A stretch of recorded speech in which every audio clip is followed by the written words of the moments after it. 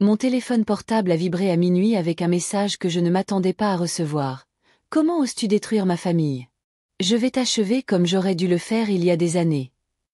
La menace de mon ex-mari Marcus a défilé sur l'écran alors que je me redressais dans mon lit, le cœur battant la chamade. Ces mots m'étaient trop familiers. Le même ton qu'il utilisait lorsque nous étions seuls, loin des regards indiscrets des amis et de la famille qui ne connaissaient que le charmant Marcus, le gars que tout le monde adorait. Moi, je connaissais le vrai Marcus. Je m'appelle Cassandra et, à 32 ans, je n'aurais jamais imaginé avoir à nouveau affaire à l'homme qui a juré de me détruire lorsque je l'ai quitté il y a 5 ans. Mais contrairement à cette époque, je n'étais plus la même femme effrayée et peu sûre d'elle. Lentement, j'ai posé mon téléphone portable sur la table de chevet et j'ai regardé mon mari actuel, Andrew, qui dormait paisiblement à côté de moi. Il l'a enfin découvert, me suis-je dit en chuchotant. 3 semaines plus tôt, j'avais envoyé un dossier méticuleusement organisé à Emma, l'épouse actuelle de Marcus, une fille que j'avais brièvement rencontrée au lycée de Westlake et qui, à ma grande horreur, était maintenant enceinte de 6 mois de son enfant. Le paquet contenait 5 ans de preuves des abus que j'avais subis, des photos d'ecchymoses, des transcriptions de messages menaçants, des copies de dossiers de police et des pages de mon journal intime documentant chaque incident. Apparemment, jusqu'au moment où il a reçu ce message de colère, Marcus ne savait pas que j'avais agi de la sorte. Ce n'était pas une décision prise sur un coup de tête. Lorsque j'ai appris la grossesse via un post Instagram, je suis restée paralysée en regardant la photo du couple souriant tenant l'échographie. Emma, avec ses yeux pétillants, n'avait visiblement aucune idée du monstre avec lequel elle était. Le même homme qui m'a poussée dans les escaliers lorsqu'il a découvert que j'avais parlé à mon frère sans sa permission. Le même homme qui a été arrêté pour m'avoir menacé avec une arme à feu lorsque j'ai finalement réussi à m'échapper. Depuis que j'ai échappé à cette relation, j'ai transformé mon traumatisme en quelque chose de tangible. Un dossier complet, organisé chronologiquement, documentant chaque abus. Je l'ai commencé comme une forme de thérapie, pour traiter ce qui s'était passé, pour me prouver que je n'étais pas aussi folle qu'il le prétendait. Et ce dossier est resté dans une boîte dans la réserve jusqu'au jour où j'ai vu cette photo. Qu'est-ce que tu ferais à ma place? Demandai-je à Andrew lorsque je lui fis part de mon plan. Si tu savais que quelqu'un était en danger et que tu pouvais le prévenir? Ce n'est pas une question facile, a-t-il répondu après avoir longuement réfléchi. Mais je pense que tout le monde mérite de connaître la vérité, surtout lorsqu'il s'agit d'un enfant. Mon amie Sophie, qui nous connaissait toutes les deux, Emma et moi, a accepté de lui remettre le colis directement entre les mains de Marcus en son absence. Le colis contenait une simple lettre. Emma, je sais que ça paraît fou, mais je pense que tu dois savoir. Je suis là si tu veux parler. Cassandra. Les jours qui ont suivi ont été remplis d'une anxiété suffocante. J'alternais entre la conviction d'avoir fait le bon choix et la condamnation de mon intervention. Jusqu'à ce qu'une semaine plus tard, je reçoive un SMS d'un numéro inconnu. Pouvons-nous nous rencontrer? J'ai besoin de tout savoir de toi en personne. Nous nous sommes rencontrés dans un café tranquille à la périphérie de la ville. Emma semblait plus petite que dans mes souvenirs, l'ombre de la jeune fille confiante de la photo. Elle portait le dossier, désormais agrémenté de marqueurs de couleur et de notes autocollantes. Il m'a dit que tu étais folle, furent ses premiers mots, que tu avais tout inventé pour le ruiner parce qu'il avait rompu avec toi. J'ai baissé les yeux sur mes mains, des bagues ornant des doigts où il était interdit de porter des bijoux que Marcus n'avait pas choisis. C'est ce que font les agresseurs. Ils réécrivent l'histoire. Ce qui s'est passé ensuite a changé nos vies pour toujours. Si vous aimez cette histoire, n'oubliez pas de vous abonner à la chaîne pour recevoir d'autres histoires de ce genre. Ce qui se passe lorsqu'une victime décide d'en protéger une autre n'est que le début de ce voyage vers le courage et la justice. L'Emma qui était assise en face de moi dans ce café n'était pas celle que je voyais sourire sur les photos Instagram. Ici, sans filtre, elle avait l'air épuisée, avec des cernes profonds sous les yeux soulignant son regard anxieux alors qu'elle feuilletait mon dossier page par page. Il ne m'a jamais parlé de l'arrestation, avoue Emma, la voix presque chuchotée. Il a dit que tu étais obsessionnelle, que tu inventais des histoires pour le ruiner parce que tu n'acceptais pas la rupture. J'ai bu une gorgée de mon café, luttant contre le sentiment familier d'invalidation que Marcus me donnait toujours. Classique. C'est le manuel du manipulateur. D'abord, il vous isole, puis il réécrit l'histoire, et ensuite le cycle de l'abus commence quand vous n'avez plus personne vers qui vous tournez. Emma a montré une photo d'une ecchymose en forme de main sur mon bras. C'était parce que j'ai répondu à un téléphone sans demander la permission. Ai-je répondu mécaniquement? Ces souvenirs, bien que douloureux, ne me dominaient plus comme avant. 3 années de thérapie intensive avaient transformé ma terreur en une détermination calculée. Ce qu'Emma ne savait pas, c'est que mon dossier n'était pas seulement le fruit d'une tentative désespérée de traitement des traumatismes. Il avait été méticuleusement constitué avec l'aide de professionnels. Après avoir réussi à échapper à Marcus, j'ai rencontré le docteur Isabelle Reynolds, une psychologue spécialisée dans les violences domestiques qui était également consultante en médecine légale. C'est elle qui m'a suggéré de tout organiser de manière systématique. La documentation, c'est le pouvoir, Cassandra, m'a dit Isabelle lors d'une séance, des mois après ma fuite. Non pas parce que vous allez nécessairement l'utiliser, mais parce qu'elle vous permet de retrouver votre récit. L'éclairage au gaz fonctionne en effaçant votre réalité. Se documenter, c'est récupérer sa vérité.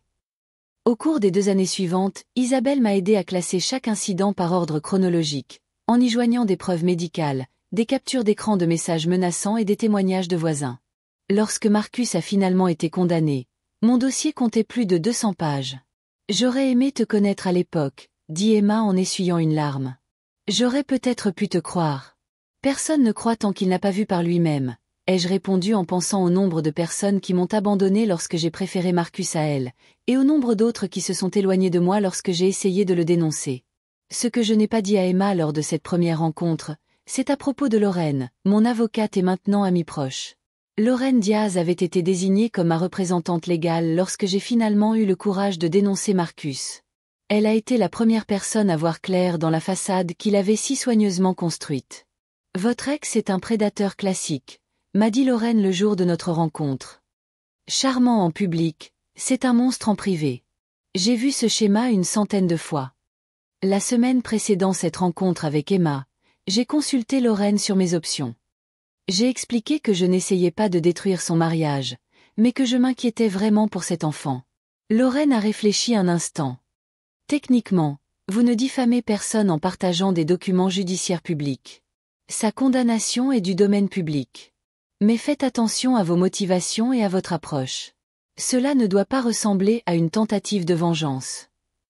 C'est Lorraine qui m'a aidé à rédiger la lettre qui accompagnait le dossier, en veillant à ce qu'elle soit factuelle et sans accusation incendiaire. C'est elle qui m'a suggéré d'offrir une aide pratique si Emma décidait de le quitter. Tu n'as pas à la sauver, m'a prévenu Lorraine. Elle prendra ses propres décisions. Ton travail consiste simplement à lui fournir les informations qu'elle mérite. De retour au café, Emma a sorti son téléphone et m'a montré une photo d'une petite égratignure sur son poignet. Il a dit que c'était un accident, que j'étais hystérique à cause des hormones de grossesse et qu'il essayait juste de me calmer. J'ai senti mon estomac se retourner. Le schéma familier était si évident qu'il me faisait mal. Marcus commençait toujours par des « accidents », une pression trop forte, une poussée pendant une dispute. De petites violations qui pouvaient être expliquées comme des malentendus. Et tu y as cru? Ai-je demandé doucement. Je voulais y croire, a répondu Emma, sa main se posant instinctivement sur son ventre. Pour le bien du bébé, il fallait que j'y croie. Dans les jours qui ont suivi notre rencontre, Emma et moi avons échangé régulièrement des messages. Je lui ai communiqué les coordonnées de groupes de soutien et les ressources que j'avais trouvées au cours de mon propre parcours de rétablissement. Andrew, se rendant compte de mon implication croissante, a exprimé son inquiétude. Tu ne peux pas la sauver si elle ne veut pas être sauvée, m'a-t-il rappelé un soir. Et Marcus essaiera de te punir pour avoir interféré. Je sais que je ne peux pas la forcer à partir, ai-je répondu, mais je sais aussi que je ne pourrais pas vivre avec moi-même si je n'essayais pas. Ce à quoi je ne m'attendais pas, c'est la rapidité avec laquelle Emma allait prendre sa décision. 10 jours seulement après notre rencontre, elle m'a appelé de l'aéroport. Je vais chez mes parents à Portland, m'a-t-elle dit, la voix tremblante mais déterminée. Je n'ai encore rien dit à Marcus. J'ai dit que j'avais besoin de temps pour réfléchir à la grossesse. Il t'a cru. Pour l'instant, a-t-elle répondu. Mais quand il découvrira la vraie raison, il deviendra fou, Cassandra. Laissons-le devenir fou, ai-je répondu, avec une confiance que j'avais mis des années à construire. Cette fois, nous serons prêts. Et j'étais prête. Ce que Marcus ne savait pas, c'est que j'avais documenté toutes les menaces qu'il avait proférées depuis notre séparation, y compris ce message nocturne. Lorraine avait déjà préparé une demande d'extension de l'ordonnance restrictive, n'attendant que mon signal pour la déposer. Ce qu'il ne savait pas non plus, c'est qu'Emma portait désormais un appareil d'enregistrement, guidé par Lorraine. Chaque mot, chaque menace, chaque manipulation serait documentée. Et quand il s'y attendrait le moins, son nouveau château de mensonges s'effondrerait, tout comme le précédent. Pendant ce temps, Marcus continuait à croire qu'il contrôlait la situation. Que sa version de l'histoire prévaudrait, comme toujours. Quelle erreur fatale. La bombe a explosé un mercredi. Il était exactement 7h14 quand mon téléphone a sonné. C'était Emma, la voix tremblante. Il a tout trouvé. Tes copies du dossier, mes valises à moitié terminées, les brochures de soutien aux victimes d'abus, tout était caché dans l'armoire de la chambre d'amis. Mon corps se fige. Où es-tu maintenant? Je me suis enfermée dans la salle de bain. Il frappe à la porte. Cassandra, j'ai peur. Le bruit du bois qui s'écrase résonne dans le téléphone. Il crie qu'il va nous tuer tous les deux. Laissez la ligne ouverte, ai-je dit avec un calme que je ne soupçonnais pas. J'appelle le 911 tout de suite. En utilisant le téléphone d'Andrew, j'ai composé le 911 tout en laissant Emma en ligne. Puis j'ai appelé Lorraine. Le plan B était en action. Ce que Marcus n'avait pas compris, c'est que c'était exactement ce que nous attendions. Des caméras avaient été discrètement installées dans la maison d'Emma la semaine précédente, lorsqu'il s'était rendu à un tournoi de golf. Lorraine avait un « ami » dans la police locale, l'inspecteur Ramirez, qui était au courant de l'histoire de Marcus et prêt à prendre tous les appels à l'adresse. Alors que je conduisais frénétiquement vers leur maison, j'ai reçu un message inattendu. Une vidéo de Marcus menotté, avec Emma se tenant à l'arrière-plan. L'enregistrement avait été réalisé par Stacy, la voisine d'Emma que j'avais rencontrée quelques jours auparavant lors de l'installation de notre système de sécurité d'urgence. Il était totalement hors de contrôle, criant des menaces même lorsque la police est arrivée, a expliqué Stacy lorsque je l'ai rencontré au poste de police 2 heures plus tard. C'était exactement comme vous l'aviez dit. Prévisible. C'est le mot qui décrit parfaitement Marcus. Chaque fois qu'il se sentait exposé, il suivait le même scénario. Déni, colère, intimidation et, enfin, violence lorsqu'il se rendait compte qu'il perdait le contrôle. L'inspecteur Ramirez m'a fait entrer dans une pièce séparée. Votre plan a parfaitement fonctionné. Le dispositif d'enregistrement qu'Emma portait sur elle a tout capté. Non seulement il a avoué les violences qu'il vous avait fait subir, mais il vous a explicitement menacé tous les deux. Comment va Emma? Secouée, mais forte. Elle est avec le médecin en ce moment. Elle s'occupe du bébé. Il m'a mis une clé USB dans la main. Vous en aurez besoin pour la procédure d'extension de l'ordonnance restrictive. Et je crois que le procureur ajoutera de nouvelles charges après avoir tout entendu. Lorsque j'ai enfin vu Emma dans la salle d'attente, elle semblait étrangement calme. Tu avais raison sur toute la ligne, dit-elle doucement. Même sur la façon dont il réagirait lorsqu'il réaliserait qu'il a perdu le contrôle. Des années d'expérience, ai-je répondu en m'asseyant à côté d'elle. Comment va le bébé? Parfaitement bien. Elle a posé la main sur son ventre. Le médecin a dit qu'il était résistant. Comme sa mère, apparemment. Une demi-heure plus tard, Lorraine arrive, portant une épaisse mallette. Vous avez été brillants tous les deux, déclare-t-elle, l'air sincèrement impressionné. Le juge Peterson est de service aujourd'hui, celui-là même qui a condamné Marcus la dernière fois. Il a déjà signé l'extension de l'ordonnance restrictive incluant Emma et le bébé. Ce qui s'est passé au tribunal a été encore plus satisfaisant que ce que nous avions prévu. Marcus, toujours aussi confiant, s'est fait accompagner de son avocat d'affaires qui n'a aucune expérience en droit pénal. Il pensait manifestement pouvoir tromper le système, comme il l'avait fait tant de fois auparavant. Votre honneur, ma cliente est manifestement désemparée par sa grossesse, a expliqué l'avocat de Marcus au juge. Elle a été manipulée par un ex-partenaire rancunier qui n'a jamais accepté la rupture. Le sourire de Lorraine, presque prédateur, se lève. Monsieur le juge, j'aimerais présenter la preuve à... Elle appuya sur un bouton et la voix furieuse de Marcus emplit la salle d'audience. J'aurais dû l'achever dès que j'en ai eu l'occasion. Et je t'achèverai aussi si tu ne te débarrasses pas de ces stupides papiers. Personne ne te croira, comme personne ne l'a cru.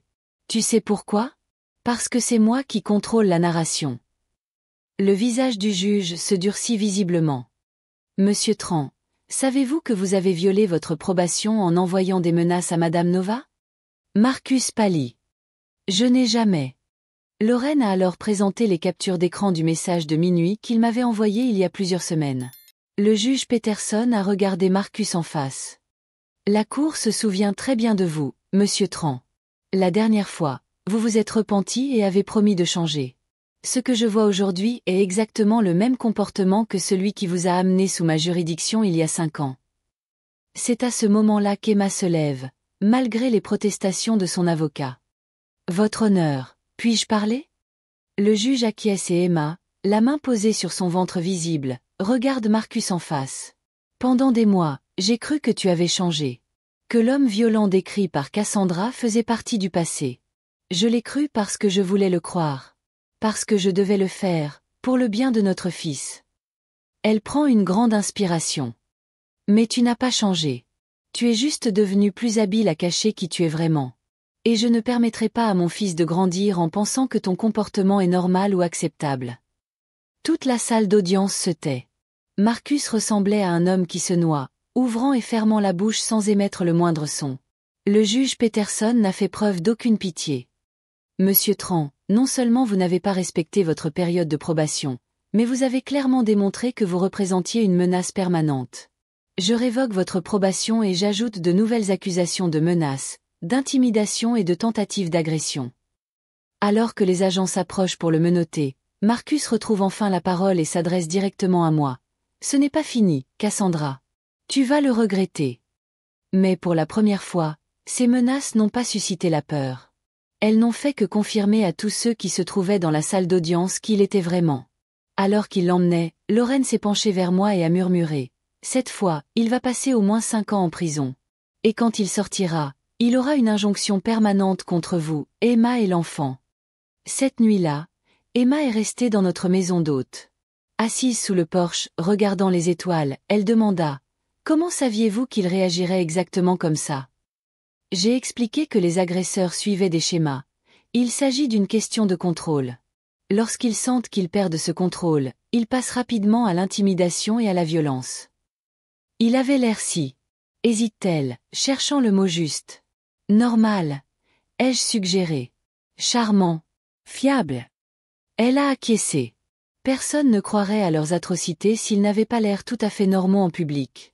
Emma a posé sa main sur la mienne. Merci de ne pas avoir abandonné. Je n'ai pas renoncé à moi-même il y a 5 ans, ai-je répondu. Je ne pourrai pas renoncer à toi maintenant. Ce que Marcus n'a jamais compris, c'est que la documentation que j'ai conservée n'a jamais eu pour but de me venger. Il s'agissait de retrouver mon propre récit, ma propre vérité. Et maintenant, j'avais protégé une autre femme et un enfant innocent du même sort. Alors que nous regardions les étoiles, j'ai réalisé que la vraie victoire n'était pas de voir Marcus menotté ou humilié au tribunal. La vraie victoire, c'était d'être là, libéré de son emprise, et de décider de notre propre avenir. Et pour une survivante comme moi, il n'y a pas de plus belle revanche que la liberté. 6 mois se sont écoulés depuis cette nuit sur le balcon. Le tribunal a accordé à Emma la garde complète du bébé avant même sa naissance. Une décision facilitée par les enregistrements explicites des menaces de Marcus. Le juge Peterson est devenu un allié inattendu dans la réforme du système de protection des victimes.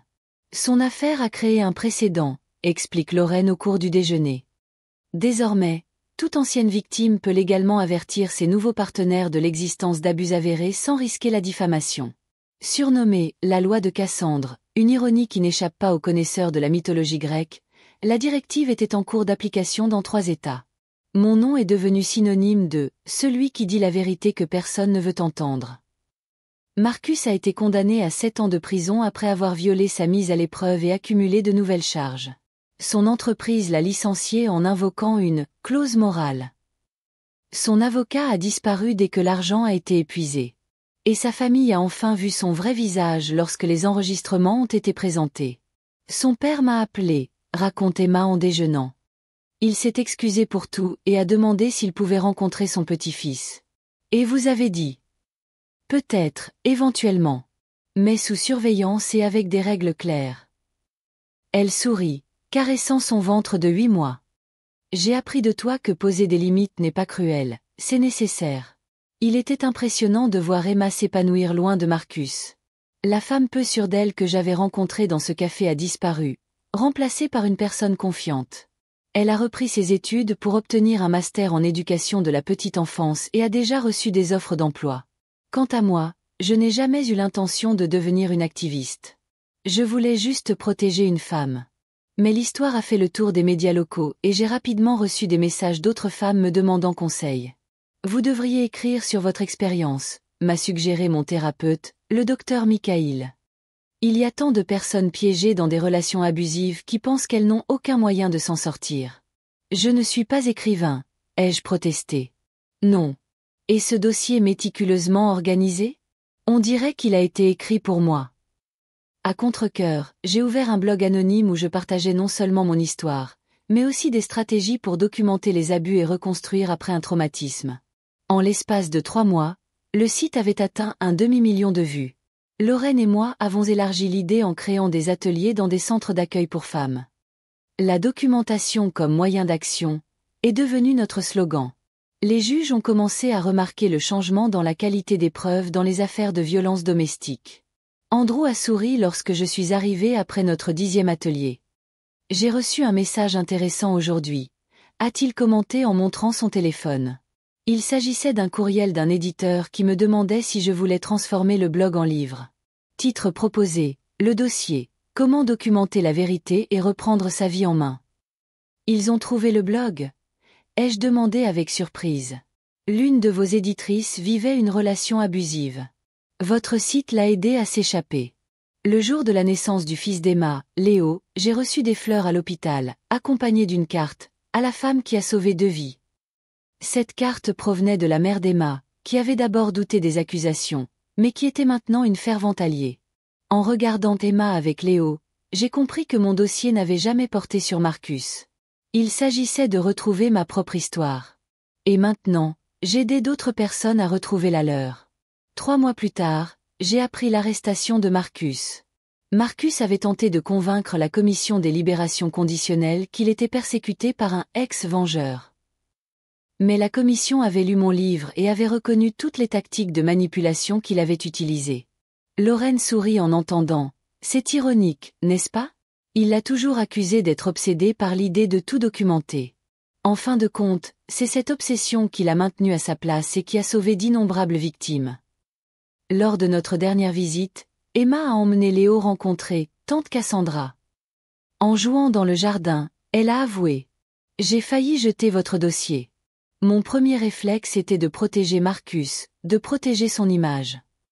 Elle observe Léo qui tente d'attraper un papillon. Quelle chance j'ai eue d'avoir le courage de regarder. Ce n'était pas de la chance, ai-je corrigé. C'était votre instinct de conservation qui criait plus fort que la peur. Lors du lancement du livre, une jeune femme timide s'est approchée de moi. Comment avez-vous su que j'étais prête à partager votre histoire? J'ai réfléchi avant de répondre. Nous ne sommes jamais tout à fait prêts à rouvrir des blessures. Mais j'ai réalisé que mon histoire pouvait être la torche dont d'autres personnes ont besoin dans l'obscurité. Il y a 5 ans, j'étais une femme brisée, convaincue que ma perception était erronée. Aujourd'hui, je dirige une organisation qui a aidé des milliers de survivants à documenter leur cas.